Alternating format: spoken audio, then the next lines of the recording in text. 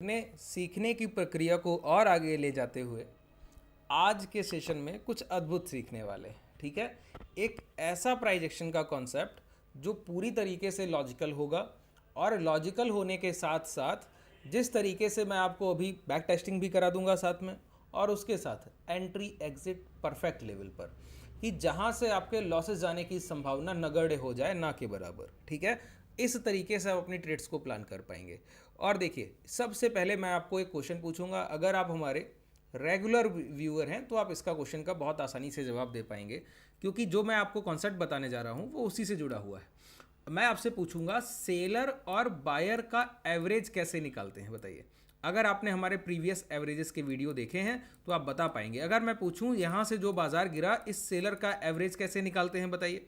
यहां से जो बाजार चला इस बायर का एवरेज कैसे निकालते हैं, बताइए। नीचे कमेंट सेक्शन में कमेंट करके पूरा आपको डिस्क्राइब करके लिखना है।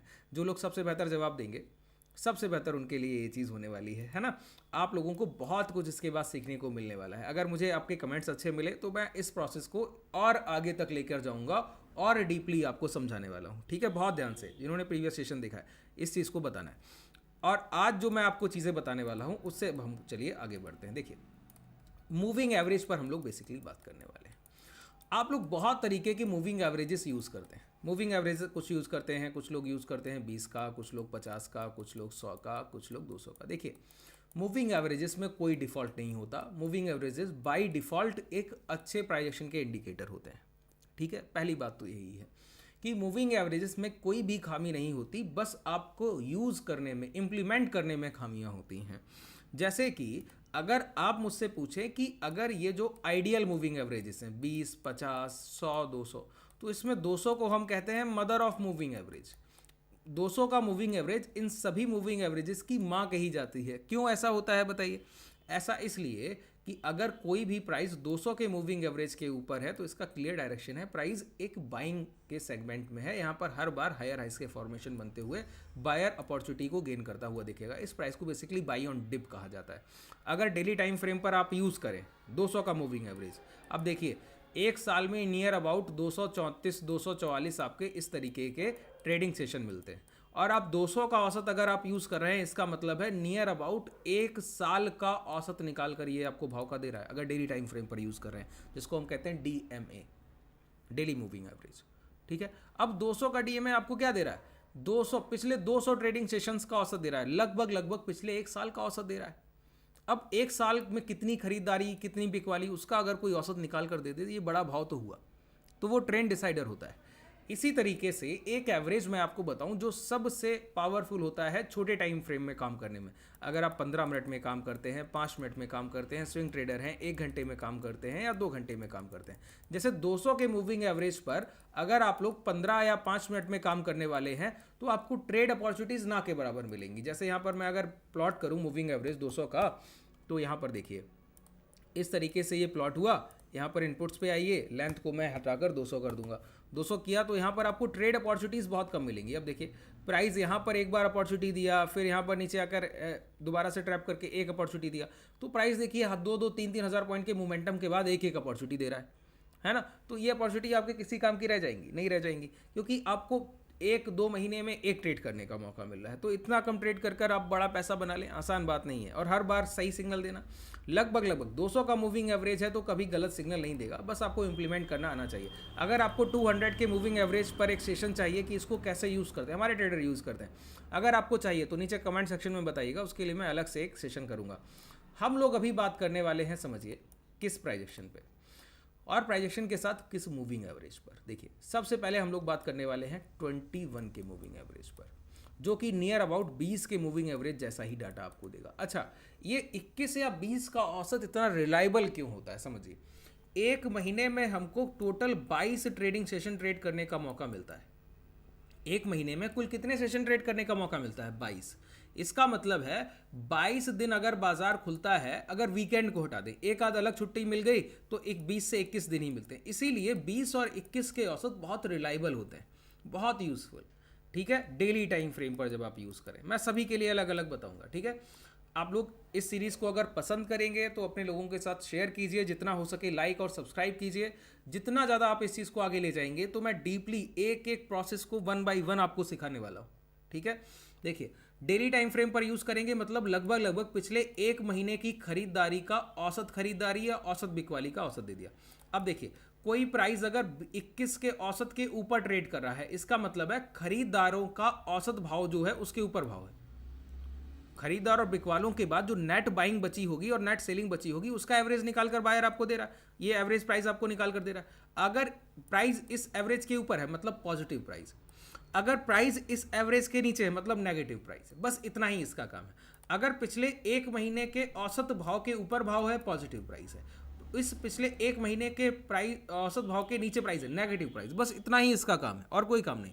अच्छा, इसको हम दो टाइम फ्रेम पर सबसे बेहतर यूज करते हैं, एक डेली टाइम फ्रेम पर, एक आवरली टाइम फ्रेम पर। आज मैं आपको आवरली टाइम फ्रेम पर बताने वाला हूं क्योंकि मैक्सिमम ट्रेडर जो हेजिंग करते हैं या स्विंग ट्रेड्स करते हैं इक्विटी में, वो आवरली टाइम फ्रेम पर सबसे ज़्यादा ट्रेड करते हैं और यहाँ पर आपकी एसएल हंटिंग भी नहीं होती। और मैं आपको बताऊं जो कॉन्सेप्ट मैं आपको बताने वाला हूँ, बहुत रेयर केस होगा कि कभी आपका कोई लॉस चला जाए। और जाकर लाइव मार्केट में जाकर पहले ट्रेड कीजिएगा, तब मेरी कही गई बात पर बिलीव कीजिएगा। बैक टेस्टिंग तो कर ही सकते हैं, लाइव मार्केट में जाकर भी ट्रेड कीजिए, उसके बाद मेरी कही गई बात पर भरोसा कीजिए, है ना। आप लोग बहुत मेरे सिखाए गए कॉन्सेप्ट को यूज करते हैं और उसके रिजल्ट्स आपको दिख जाते हैं। जाइए कमेंट सेक्शन में देखिए लोग कैसे प्रॉफिट्स करते हैं, है ना, आपको दिखेगी वो चीज़। देखिए समझिए, जब हम 21 का औसत यूज़ करें आवरली टाइम फ्रेम पर, मैं कई बार आपको बोलता हूं हमारे लिए पिछले 3 दिन का डाटा बहुत ज़रूरी है, मतलब प्रीवियस 3 डेज प्राइस एक्शन। पिछले 3 दिन जो बायर सेलर एक्टिव रहे, अगर उनका एवरेज आपको मिल जाए तो एक दिन में कितने घंटे आपको ट्रेड करने को मिलता है? 6 घंटा वो मिलता है, पोस्ट प्री मार्केट मिलाकर नियर अबाउट 6.5 घंटा। लेकिन पूरा तो 6.5 मिलता नहीं, जो मिलता है ट्रेड करने के लिए एडजस्टमेंट प्राइस हो जाता है 3.15 से 3.30 तक जो प्राइस चलता है, उसकी क्लोजिंग एडजस्टमेंट के बाद 3.15 के भाव के आसपास ही होती है। तो हमको जो समय मिलता है वो मिलता है 6 घंटे के आसपास। तो 3 दिन में कितना मिलता है? 18 घंटे के आसपास। पिछले 3 दिन का औसत और लास्ट मैं क्या बोलता हूं, amateurs open a market and professional closes a market. Professional जो बड़े खरीदार और बिकवाल हैं वो सेकेंड हाफ में खरीदारी करने आते हैं क्लोजिंग के टाइम पर, मतलब 12:30 के बाद सेकेंड हाफ में। तो देखिए पिछले 3 दिन में 18 घंटे का समय ट्रेड किया गया वो, और उसके साथ ही 3 घंटा लास्ट चौथे दिन का जो आखिरी रहा, वो 3 घंटा भी हमको यहाँ पर डेटा में इंक्लूडेड मिलता है जब आप 21 का औसत यूज़ करते हैं आवरली टाइम फ्रेम पर। अच्छा, एवरेज प्राइस निकलता कैसे? देखिए जब यहाँ पर मैं किसी भी सिंपल मूविंग एवरेज को यहाँ पर लगाऊंगा तो इसका एक देखिए सेटिंग्स को समझ लीजिए। यहाँ पर हम क्या करेंगे, लेंथ को कितना रखने वाले? 21। सोर्स क्लोज और smoothing length SMA, simple moving average. ठीक है, अच्छा simple moving average, source close, इन सारी बातों का क्या मतलब है पहले ये समझें। क्लोजिंग का क्या मतलब है, ये सोर्स जो क्लोज लिखा है इसका क्या अर्थ बनता है? देखिए अगर मैं आपको सिखाऊं और सिर्फ एक हैज सेटअप की तरह पोजीशन को बताकर चला जाऊं, उसका कोई मतलब नहीं। आपके लॉजिक्स क्लियर होने चाहिए, आपका लाइफ लॉन्ग इन चीज़ों से फायदा होना चाहिए। तो मैं जो समय आपको दे रहा हूँ, ये आप मुझे जो समय दे रहे हैं मैं आपको, ये अर्थपूर्ण है, नहीं तो नहीं है ना। देखिए क्लोजिंग का मतलब है कि अगर आज कोई प्राइस 100 रुपए पर क्लोज किया, कल क्लोज किया 120 पर, परसों क्लोज किया 140 पर, तो आपसे पूछा जाए इन 3 दिनों का एवरेज बता दीजिए, तो हम लोग जिस प्राइस का एवरेज निकाल रहे हैं ना उसकी क्लोजिंग बेसिस से ले रहे हैं। ऐसा नहीं कि दिन में 12 बजे भाव था उसका भी औसत ले रहे हैं, 1 बजे भाव था उसका भी औसत, नहीं। क्लोज कहां पर हुआ, भाव बंद कहां पर हुआ, क्लोजिंग बेसिस का। ठीक है, तो आवरली टाइम फ्रेम है, तो पिछली 21 कैंडल, अगर ये 21 का हमने एवरेज लगाया तो पिछली 21 कैंडल की क्लोजिंग का एवरेज निकाल कर ये देगा हमको। पिछली 21 कैंडल जहां पर बंद हुई हैं उसका औसत निकाल कर देगा। और एक कैंडल के 4 पार्ट होते हैं, OHLC, open high low close. इन 4 पार्ट में अगर आपसे कोई पूछे सबसे पावरफुल पार्ट क्या है, वो क्लोजिंग ही होता है। इसीलिए सोर्स को क्लोज रखना सबसे जरूरी होता है यहाँ पर। ठीक है, सोर्स क्या है? क्लोजिंग। तो देखिए अगर आपसे कोई पूछे इन 3 दिन का औसत निकाल कर दे दीजिए, तो आप क्या करेंगे, तीनों को ऐड करेंगे और डिवाइड बाई 3, क्योंकि 3 का मांग रहा है। यहाँ पर क्या होता है, पिछले 21 कैंडल की जो क्लोजिंग होगी, एक कैंडल की क्लोजिंग 100, एक की 101, एक की 102, ऐसे 21 कैंडल्स की क्लोजिंग का प्राइस जोड़ा और डिवाइड बाई 21, ये आपका आ गया सिंपल मूविंग एवरेज। जो डाटा आएगा वो यही आएगा। ठीक है, तो यहां पर जो ये 46,821 का आपको भाव मिल रहा है, ये क्या है, प्रीवियस 21 कैंडल्स का जो आवरली 1 घंटे के टाइम फ्रेम पर पिछले 21 घंटे के औसत भाव आपको निकाल कर ये दे दिया 46,821। मैंने क्या बोला, प्राइस इसके ऊपर तो पॉजिटिव, प्राइस इसके नीचे तो तो नेगेटिव। क्लियर? मैंने क्या बोला, प्राइस इसके ऊपर तो पॉजिटिव, प्राइस इसके नीचे तो नेगेटिव। यहां पर हमको क्या करना है, अब देखिए इसका मतलब है कभी भी 21 के मूविंग एवरेज के ऊपर अगर आवली टाइम फ्रेम पर कोई प्राइस है तो हमको सिर्फ बाइंग की अपॉर्चुनिटी सर्च आउट करनी। क्या करना है, खरीदारी के अवसर ढूंढने हैं। खरीदारी के अवसर कैसे ढूंढने जाते हैं, चलते हुए प्राइस में, कितना भी अच्छा भाव हो, चलते हुए प्राइस में एंट्री नहीं करते। अगर वो प्राइस गिर कर कहीं खरीदारी का मौका दे और दोबारा रिवर्स करे, जिसको हम कहते हैं टेक्निकल में बाई ऑन डिप, अगर बाई ऑन डिप मिलता है तो एंट्री होती। इसी तरीके से कोई भाव कमजोर है, 21 के औसत के नीचे ट्रेड कर रहा है, तो यहां पर हमको क्या करना है, जब जब ये सर उठाएगा बेचने की कोशिश करना है, जिसको हम टेक्निकल में कहते हैं सेल ऑन राइज। तो सेल ऑन राइज के लिए हमको परफेक्ट एंट्री मिलनी चाहिए। देखिए प्राइस को आप कितना भी ट्रेंड आइडेंटिफिकेशन करें, अगर आपकी एंट्री सही नहीं हुई तो बार बार एसएल हंटिंग होती है, जो कि आप लोगों के साथ बार बार होता होगा। क्यों? आपकी एंट्री परफेक्ट नहीं है, इस वजह से। अब ट्रेंड देख लेते हैं, प्राइस पकड़ लेते हैं, तो आप बोलते हैं कि प्राइस तो मेरे फेवर में जा रहा है, जो मैंने ट्रेड लिया सही डायरेक्शन पकड़ा, ट्रेड में एसएल जा रहा है। क्यों? एंट्री परफेक्ट नहीं। तो एंट्री को परफेक्ट करने के लिए हम लोग क्या करते हैं, एक एवरेज को यूज करते हैं जो इसका हाफ एंड हाफ होता है। देखिए 21 के औसत पर ट्रेंड आइडेंटिफिकेशन, ये क्या है, इसके ऊपर है तो सिर्फ हमको खरीदारी ढूंढनी है। बिकवाली का अवसर मिलेगा, शॉर्ट सेलिंग मिलेगी तो भी नहीं करेंगे। बेचने का कोई भी प्राइजेक्शन दिखे छोड़ दीजिए। एक समय पर एक माइंडसेट, कई बार समझाया मैंने आपको, वन टाइम वन माइंडसेट। एक समय पर या तो खरीदारी ढूंढिए या एक समय पर बिकवाली, दोनों चीजें जो ट्रेडर ढूंढ रहा है। एक ही समय पर कॉल बाइंग, एक ही समय पर पुट बाइंग, माइंडसेट ही क्लियर नहीं है, मतलब आप कहीं ना कहीं लॉस करके जाने वाले हैं। ये तय हो गया, पहले ही बाजार ने आपको ये चीज की क्लैरिटी दे दी। ठीक है, तो वन टाइम वन माइंडसेट, इस चीज पर बहुत फोकस किया कीजिए। अब देखिए अगर 21 के मूविंग एवरेज के ऊपर प्राइस है तो हमको सिर्फ यहां पर खरीदारी, बाइंग के अवसर ढूंढने हैं। यहां पर 21 के एवरेज के ऊपर है, सिर्फ बाइंग के अवसर ढूंढने हैं, बाइंग अपॉर्चुनिटीज। अगर 21 के नीचे है, इसका मतलब है हमको सिर्फ सेलिंग की अपॉर्चुनिटीज ढूंढनी। कभी भी प्राइस ऊपर सर उठाएगा हम वहां पर बाई करने की कोशिश ही नहीं करने वाले। और ये कब तक किया जाता है, अगर बाइंग कर रहे हैं तो जब तक लास्ट स्विंग लो नहीं जाता, अगर सेलिंग कर रहे हैं तो जब तक लास्ट स्विंग हाई नहीं जाता तब तक। और वो एवरेज 21 के नीचे आ जाए तो शॉर्ट सेलिंग, 21 के ऊपर निकल जाए तो लॉन्ग। सिंपल प्रोसेस है। इसके लिए हम क्या करते हैं समझिए, इसके लिए हम लोग एक गोल्डन क्रॉसओवर, जो आप बोलते हैं ना गोल्डन क्रॉसओवर, यहाँ कोई क्रॉसओवर नहीं, यहाँ पर बस आपको एक एवरेज का यूज करना है, जो मेरा पर्सनल एवरेज है। इसका जो थॉट प्रोसेस है कि कैसे इसको यूज करना है, क्यों इसका लॉजिक है, वो यहाँ पर मैं क्लियर करूंगा, काफी समय लगेगा। क्लासेस में मैं इसको बहुत अच्छे से डिस्क्राइब करता हूँ। एक 11 का एवरेज मेरी मानिए इसके साथ रखिए। ये किस लिए है, ये आपकी एंट्री के लिए है। आपने ट्रेंड आइडेंटिफिकेशन के लिए 21 के मूविंग एवरेज से एंट्री करेंगे आप 11 के मूविंग एवरेज पर। और इस लाइन को आप देखिए, स्टाइल को चेंज कीजिए, इनपुट्स लेंथ को 11 कर लिया, सेटिंग्स भी बता रहा हूं। ये मैं जो चार्ट यूज कर रहा हूं ये ट्रेडिंग व्यू का चार्ट है, जो धन के डीमेट में फ्री ऑफ कॉस्ट आपको उपलब्ध है। सारे जितने भी आप यहां पर इंडिकेटर लगाना चाहें, कोई भी टाइम फ्रेम, आपको 2 मिनट कई लोगों को नहीं मिलता, यहाँ पर 2 मिनट का भी सारा विकल्प आपके पास रहते हैं, है ना। कितने भी सेटिंग्स चेंज करना चाहें, कितने भी आप यहाँ पर, कई लोग कहते हैं लेआउट नहीं मिलते, यहाँ पर कितने भी आप चार्ट्स लगा सकते हैं, कोई तकलीफ नहीं। ठीक है, नीचे डिस्क्रिप्शन में इसका लिंक है। अगर आप हमसे जुड़ना चाहते हैं तो उसके लिए भी डिस्क्रिप्शन में आपको टेलीग्राम व्हाट्सएप ग्रुप का लिंक है, उससे आप हम लोगों से जुड़ भी सकते हैं, जिससे आपको पता लगेगा कि हमारे कम्युनिटी ट्रेडर्स क्या ट्रेड करते हैं। बेसिकली पोजीशंस को हैच करते हैं, जहाँ पर हम लोग लॉसेस नहीं करते।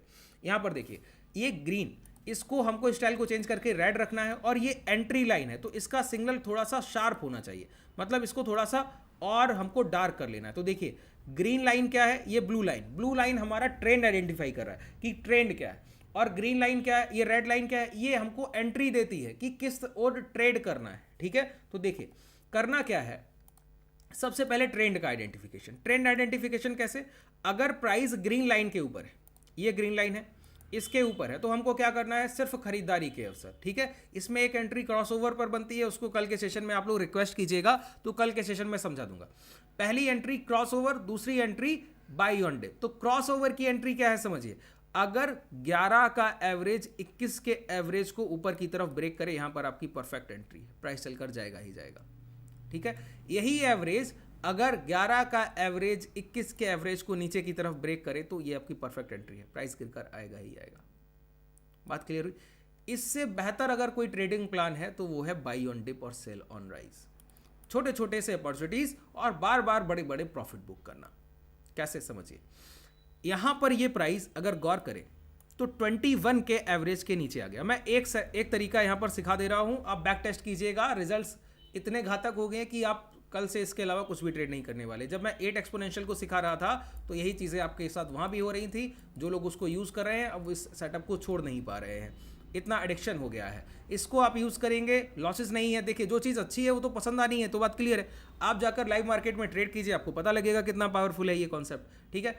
यहाँ पर क्या हुआ, इस ग्रीन लाइन 21 के मूविंग एवरेज के नीचे प्राइस आ गया। अब हमको सिर्फ अपॉर्चुनिटी ढूंढना है।